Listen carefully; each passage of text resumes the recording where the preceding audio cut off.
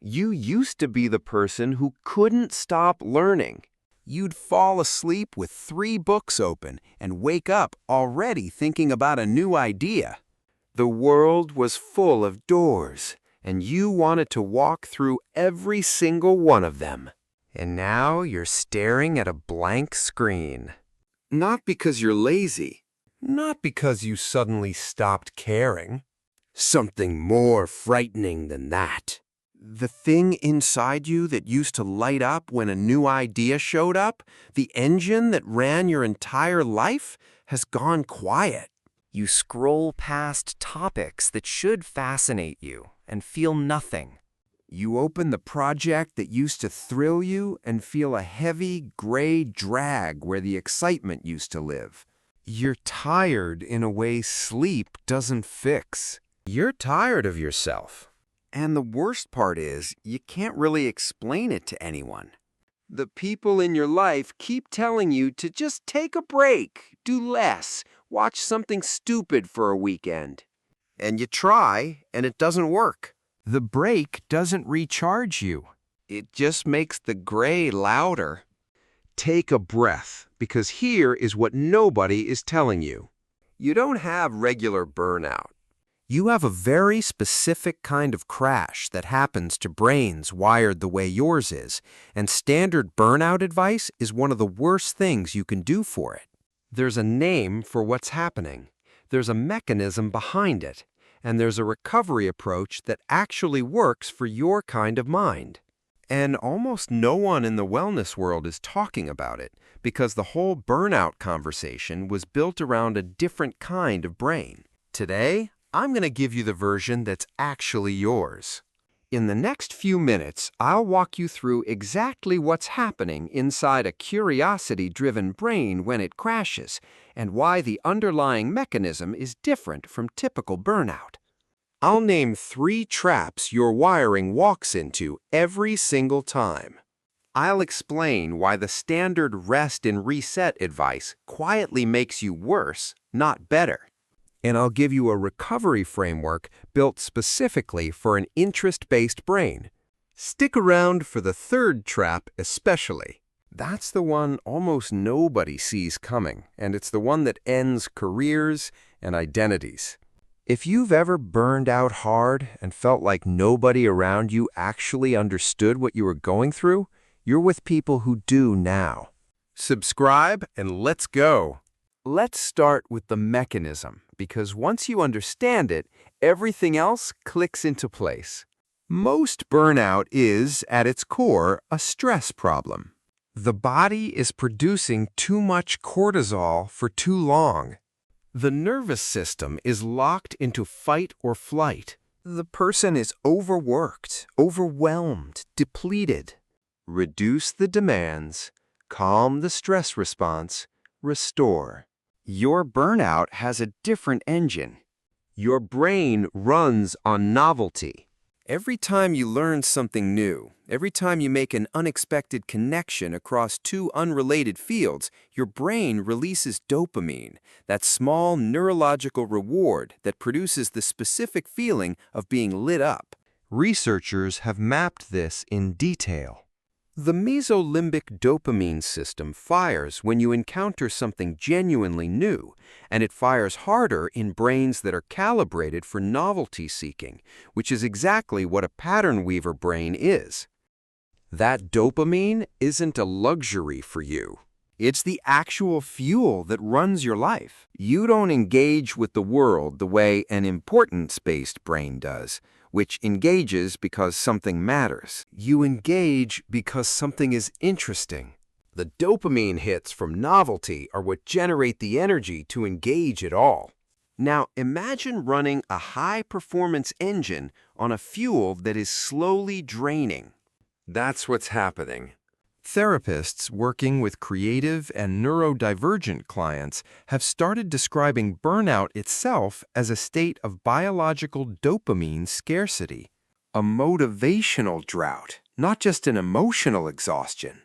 And for brains like yours, that drought hits a very specific layer of the system. Not just energy, not just mood, The very mechanism that lets you find anything interesting in the first place starts to go offline. That's why nothing lights you up anymore. That's why the things you used to love feel gray. The neurological circuit that produces the feeling of, ooh, interesting, is depleted.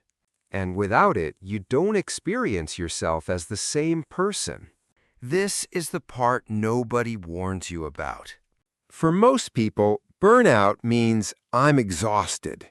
For you, burnout means I've lost the part of me that recognizes who I am.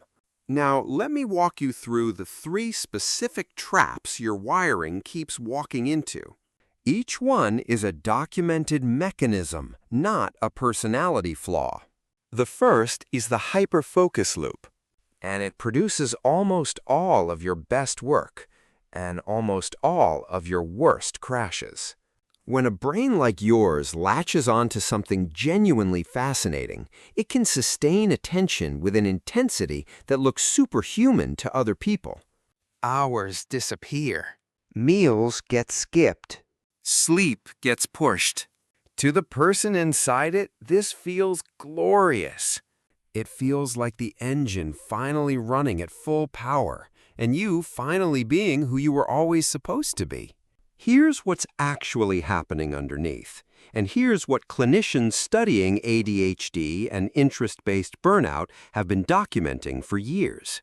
During hyperfocus, the normal feedback signals from your body, hunger, fatigue, the need to stretch, the need to stop, get muted. Your brain is so saturated with task-driven dopamine that the quieter signals don't make it through. You aren't ignoring them. You aren't even feeling them. And then the hyperfocus breaks because the interest fades, or life pulls you out, or you finally hit a wall. And everything that was suppressed lands at once. The exhaustion, the sensory overload, the neglected body, the neglected relationships, the unread messages. The week of bad sleep. The crash isn't proportional to one day of work. It's the entire bill that the muting didn't let you feel. And here's the cruelest piece of the loop. The way your brain learns to recover from one crash is by finding the next exciting thing, because novelty restores the dopamine. So you go from hyperfocus to crash to a desperate hunt for the next spark, to hyperfocus to crash. Endless cycles. The multi-passionate community has a name for this. They call it the burnout recovery loop. It looks like a personality flaw from outside. It is actually a wiring pattern with a name. The second trap is more invisible, which is what makes it more dangerous. A brain with 20 interests is also a brain running 20 contexts. Every time you move between threads, your work, then the music thing, then the language you're learning, then the side project, your brain pays a cognitive tax. It has to flush the old context, reload the new one, rebuild the mental scaffolding. The research on this is brutal.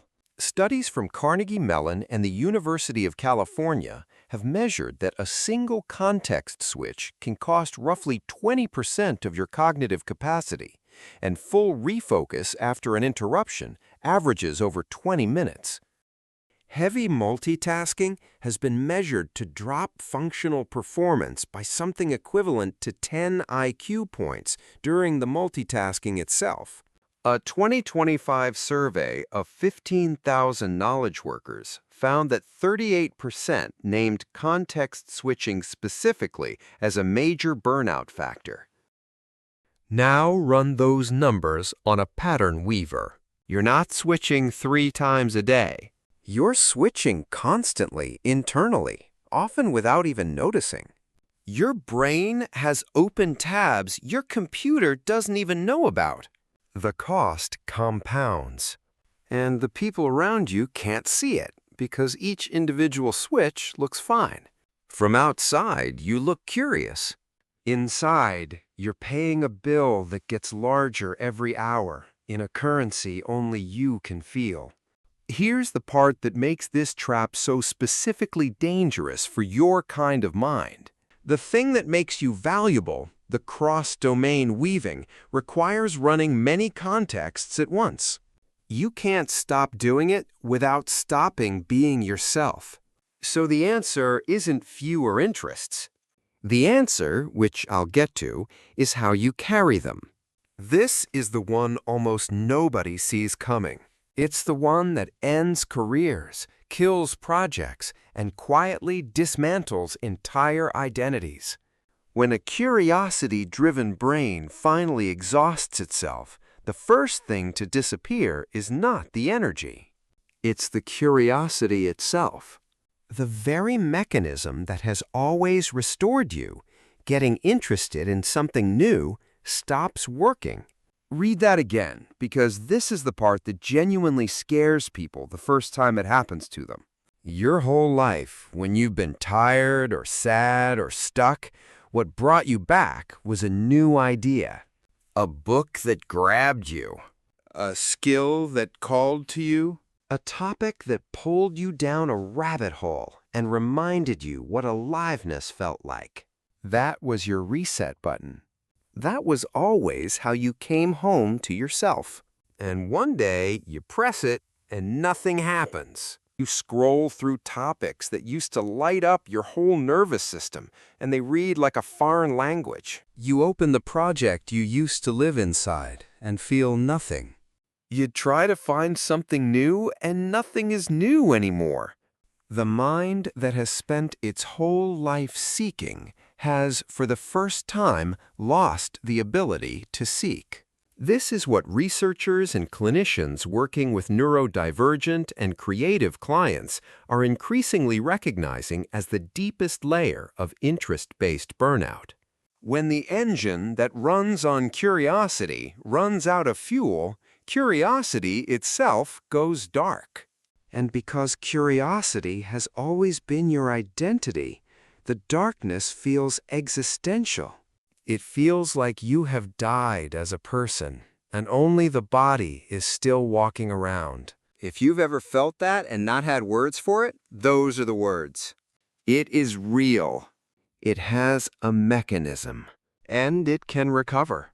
Now here's where I have to challenge something almost every wellness video tells you to do.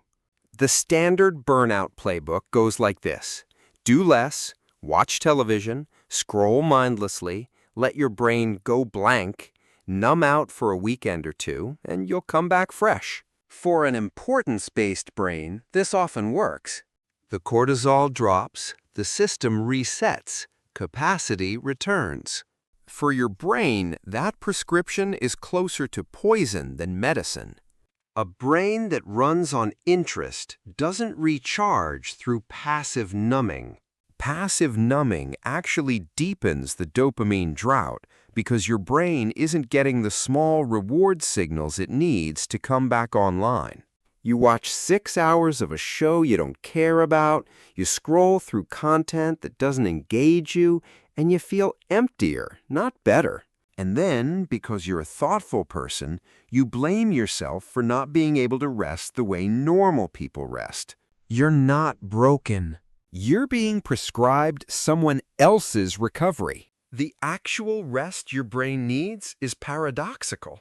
It isn't less stimulation. It's the right kind of stimulation. Low pressure, low stakes, but genuinely interesting. The kind of curiosity you can follow without it becoming a project. Wandering, not working. Playing with something just because it sparkles, with absolutely no requirement that you produce anything from it. This is the rest that refills the well for your kind of brain, not the absence of engagement. Engagement without obligation. So here's the honest framework, built for an interest-based brain. 4 moves. The first is to protect your hyperfocus from itself. If hyperfocus is the engine of your best work and the source of most of your crashes, the fix is not to suppress it. The fix is to install external feedback for the signals your brain mutes while it's running. Timers that interrupt you even when you don't want to be interrupted. Eating and sleeping schedules that exist outside your head, where your wandering brain can't argue with them at 2 a.m.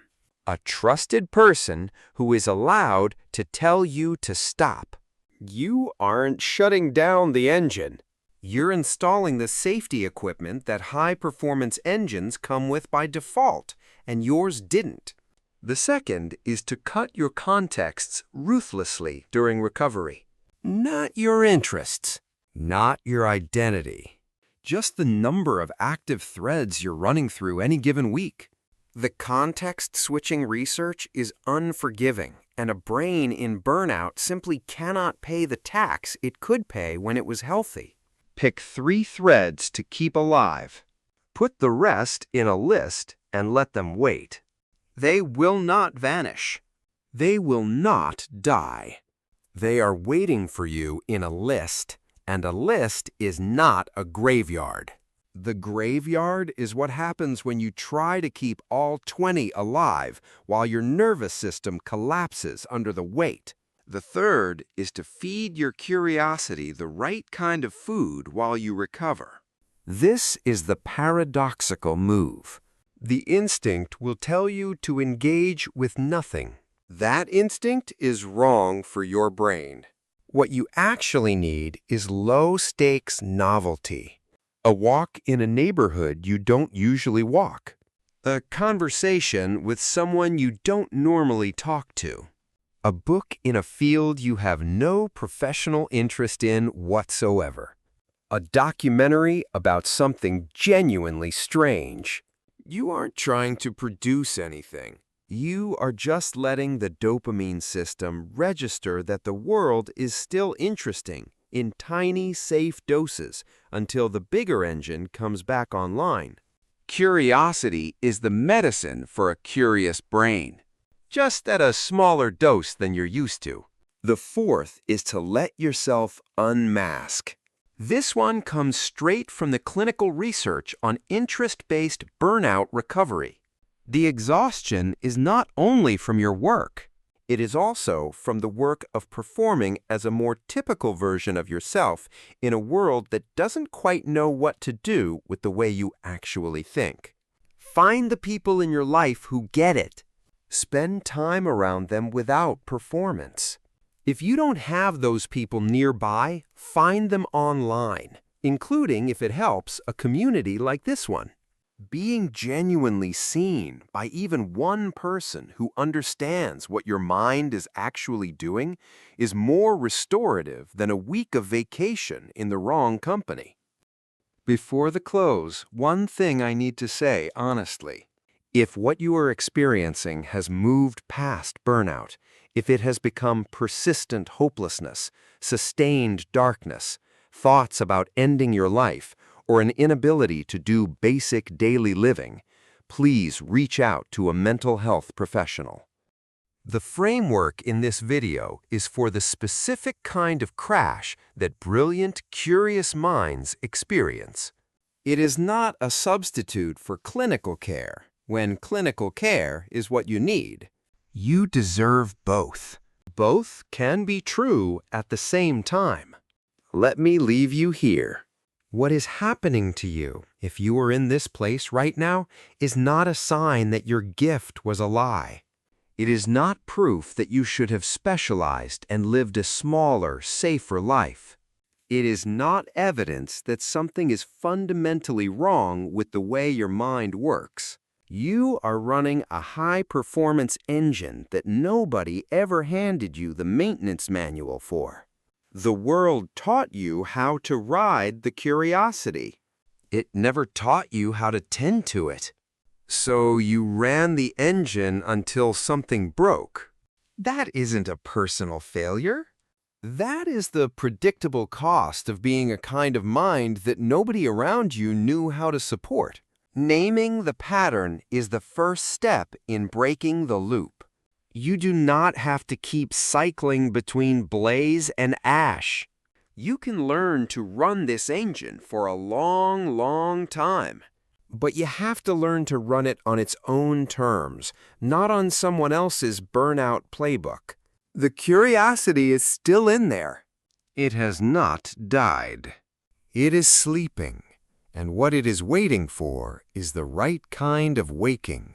If this hits something honest in you, if you finally feel a little less alone in the gray, subscribe and join a community of people who are learning to run brains like yours without burning them down. And I want to know in the comments, gently, what does your version of this kind of burnout feel like? What is the part of it that nobody around you seems to understand?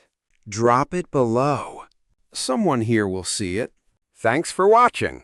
Take care of that beautiful, breakable mind of yours.